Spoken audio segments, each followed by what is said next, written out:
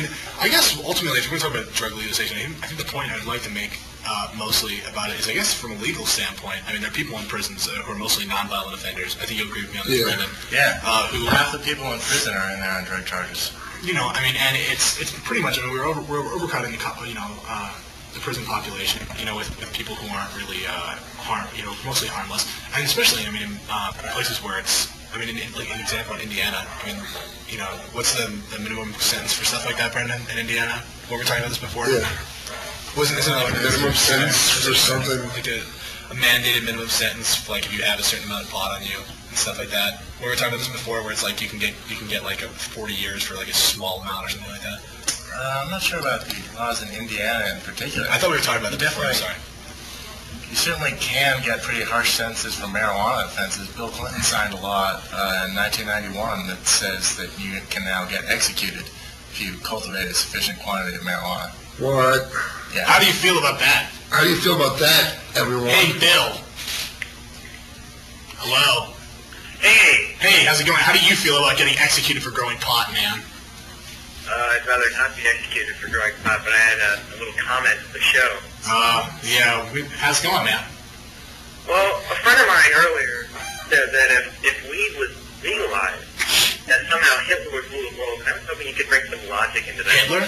Yeah, because drugs bring people back to life. Yeah. In case you guys at home didn't know, we neglected to give you guys this information, and I'm sorry. Every time you buy any kind of pot, or like you even think about it, I mean, like when you smoke pot for the first time, something like that, if you do, not that I'm advocating that, because we certainly can't advocate drug use on television, but just so you guys know, it's like a superhero thing, and it just brings dead villains back to life. I mean, like, you know, Hitler's back, Genghis Khan is coming back. Yeah, they're in the process. He's a big cocaine fiend, Genghis Khan. I mean, you know.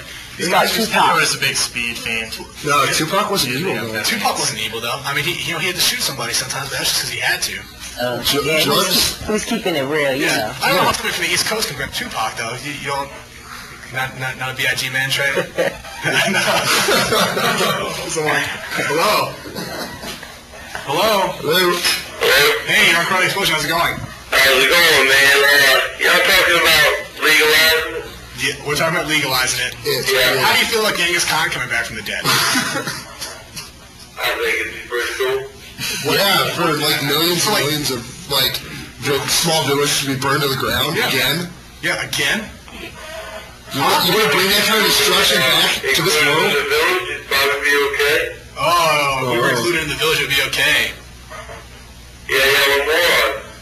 Why are we morons?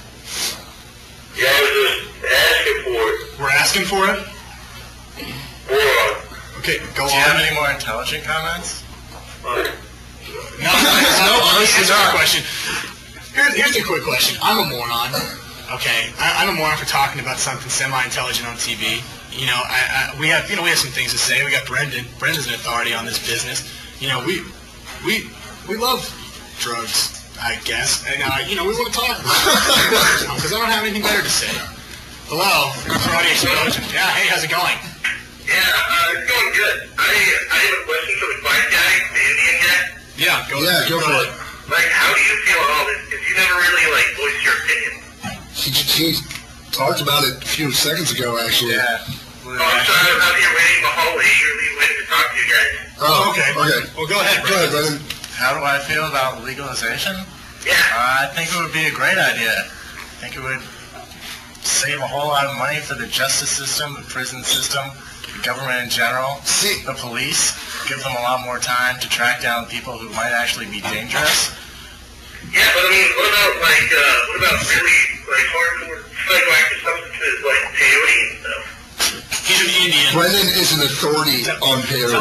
Go for it. Don't call peyote a hardcore psychoactive substance. You don't know, man. Seriously. Well, what about mescaline? Do you think, like, peyote should be, like, allowed mescaline to have because it's synthetic? There's some laughing in the background. Did you hear that, guys? Well, peyote is already allowed for the Indians on Indian reservations, members of the Native American Church in most states, and doesn't seem to have any disastrous results. So, seem to be you think having some sort of psychoactive active substances, it's not like you have a tattoo or anything? What? Connoisseur? You know what? We have no choice. We have no Brendan, maybe he is a connoisseur, caller. Maybe he is. Maybe. Tell him, Brendan. You want to see the tattoo? Go for it. We've seen worse on public access TV. Why don't you show everybody your tattoo? All right. So while we're at it, can we get a wider shot? Our director, TJ, came in here, and he actually used the other camera. Use the other camera. Switch camera. Go to explain your views while. I don't know what this guy was talking about with like a hardcore psychedelic substance like peyote. There's a lot more. There are a lot of dangerous things out there that like for instance, acid is probably one of the least harmful things that you can put into your body as far as the physical effects. No, there have been countless studies. Point, Big Steve. As far as the physical effects that it has on your body, there's no brain damage. You don't get cancer in your lungs or different parts of your body. I mean, the only dangers are psychological. So as long as you're ready for it, there have been people that have taken like hundreds upon hundreds of hits of acid and walked away unscathed.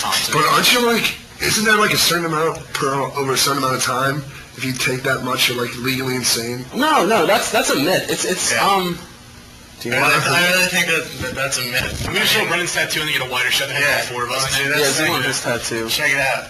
This is psilocybin molecule. It's in the magic mushrooms. That's a terrible shot, JK. I want you to know that I'm going to fire you. Bring it down. That's right. There you go. Right. I'm sorry, everybody at home. Our cameraman / tech guy is still an idiot. Nothing has changed. Anyway, who's on line one? Phil. Phil? Hey, Phil, you're on Karate Explosion.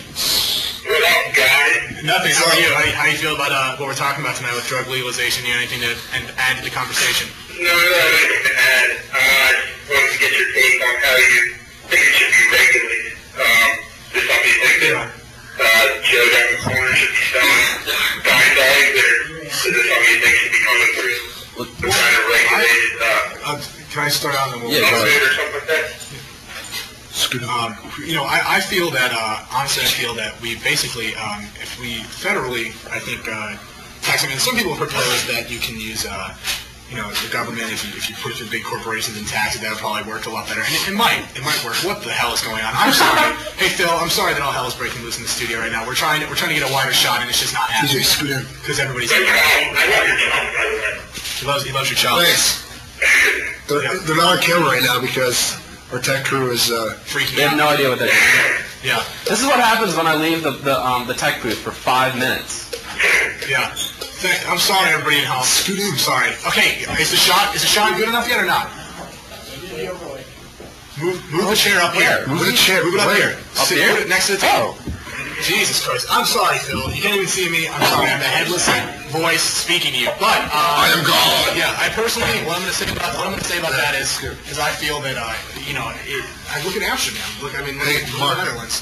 jam the cord up into the camera. They're regulating things pretty well, I think. Big huge cord. Well, one of the things is like one of the arguments for drug legalization is instead of leaving it open to this market where it's totally unregulated, so the business practices are unregulated, and Brendan and I had a conversation about this last night. So going in and killing someone over a coke deal that's gone bad is perfectly acceptable in that drug society.